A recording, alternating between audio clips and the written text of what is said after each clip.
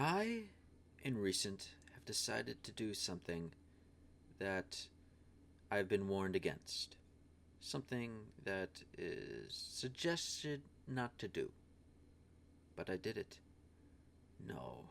More than that, I enjoyed it. I've been watching Lost. And, people are saying it has a horrible ending, but whatever. Yeah, I'm watching it and I'm enjoying it. But of course, there's still that itch in the back of my mind, that realization that the ending will probably be crap. But watching seasons 1 to 2, I feel like it shouldn't be, which, people probably felt back then as well. But I feel like on a writing basis, with what they've set up in season 1 to 2, even with the whole mystery box thing, they should be able to create something that works. This video will be essentially be me saying why I think it should have a good ending, and how I, as a writer, like would write the future of the story. Of course, it's not really going to be a theory video. It will be similar, so it's kind of what my theory would be, but it's also how I would handle it. I'm also just straight up going to say I'm not going to do any of the purgatory theories, just because that's like the one theory I hear everywhere, and everyone say the ending, they say the ending is bad, so I'm guessing if it aligned with the most popular theory, then they probably wouldn't see it as bad, so it's probably not the purgatory theory, so I'm just going to discard that and go over my own theory.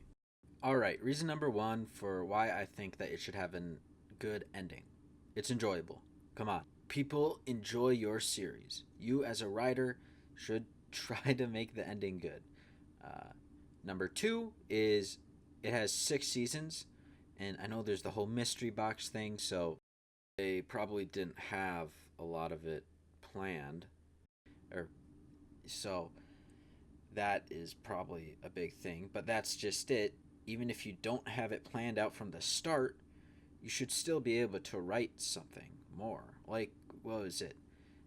Miura, from what I recall, when writing Berserk, supposedly he, just did a bunch of random stuff in the Black Swordsman arc, and then he expanded on it in the Golden Age arc, and then once he was done with the Eclipse is when he sat down and wrote down the rest of the story. So even if they didn't have it planned from the start, after the end of season 1, 2, 3, or maybe even 4, you'd think they could just sit down and think, okay, here we have a plan. I'm guessing they didn't, but I have no idea. Number three, for why I think it should have a good ending. This one is kind of just copish, but it's like you're able to set up a really good mystery. So I feel like you should also be able to pay it off, I guess. It's really just coping, because being good at writing one thing isn't the same as being good as writing another. And even then, when I really think about it, I guess it could probably be easier to set up a mystery, because, if you don't have a plan, then you could just do random stuff go. Uh, so this one isn't really that good of a point, but I guess I figured I should put it in because having 3 points is better than two. All right, now onto the theory slash this is where I'd take the show if I was the showrunner part of the video. All right, drum roll please. Electromagnetic signals. I mean, they just keep bringing these things up. They have to do with something. And electromagnetic signals, apparently they, I think, like carry energy or something through like waves. So due to that, I had a kind of, pseudoscience BS type of thought pop in my head. Like something out of Baki. You get what I mean? So basically, like I said, these electromagnetic signals in real life, carry energy.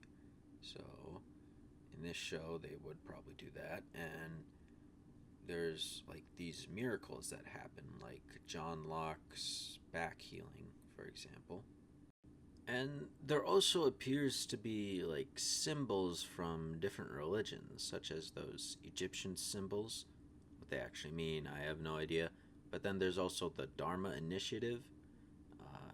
Dharma is right in the name. And Dharma is like, what's it? It's associated with like Hinduism and Buddhism and I think a couple other religions. Then, of course, there's Echo and I think Locke himself, who are Christians. There's a lot of imagery there.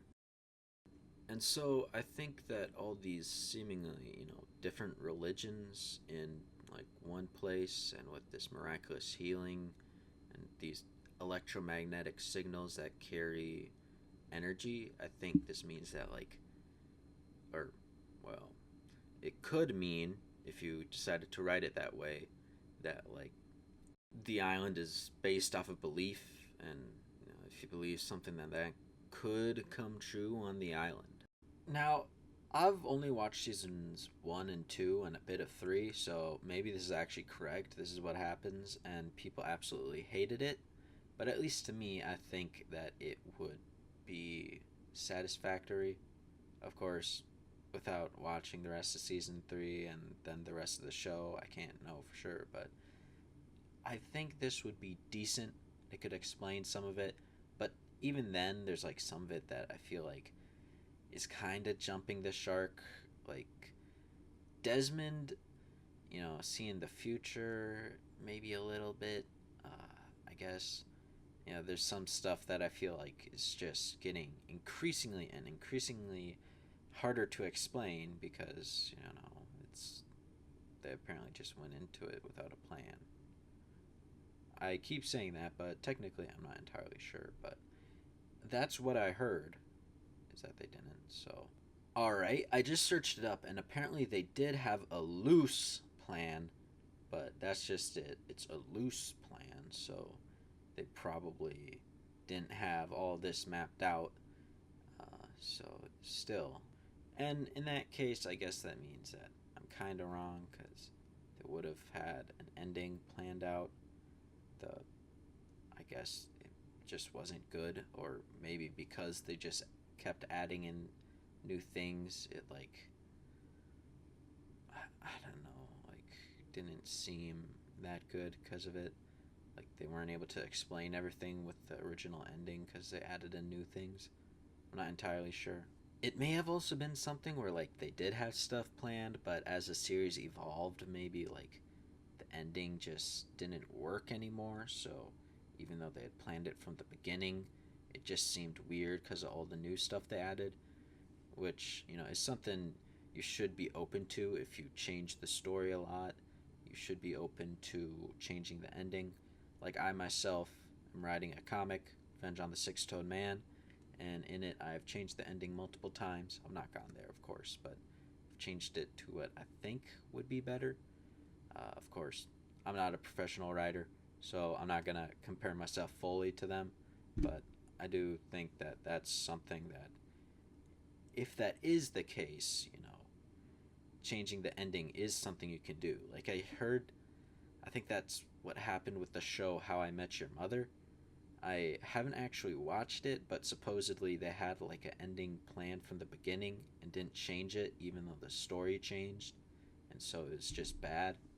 At least, again, I haven't actually watched it, so I'm not entirely sure about that, but that's just what I.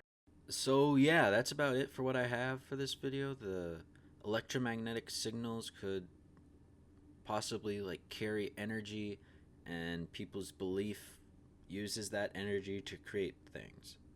Though there is one last thing that I want to talk about before this video ends. It's something that my dad found out when he was watching a YouTube video about Land of the Lost, which sounds similar to Lost, and I think is a little bit similar, but is a different TV show. It's from the 1970s, so unless you're an old head, you probably don't know of it. Which, now I think about it, would actually be kind of funny, if anyone's watching this and they just like, wait a minute, he's talking about that? What does that have to do with it? But yeah, essentially, in this show, there was an actor named John Locke, And I think you can see where I'm going with this is there's this video talking about all these actors where they are years later, and for the actor John Locke, they put the image of the guy from Lost.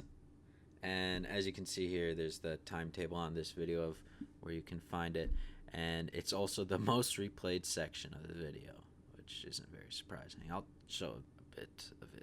John Locke, Sleestack leader. Joseph Locke Jan, known professionally as John Locke, was born October 10, 1927 in Orlando, Florida. A tall character actor with decades of westerns and guest spots on shows like Gunsmoke and Wagon Train. So yeah, I just thought that this was funny, and I figured that I should share it. But now that this is done, well, I guess all I really have to say left is that if you like this video, why not stick around and subscribe and see me in the next one? And if you want to, read my comic.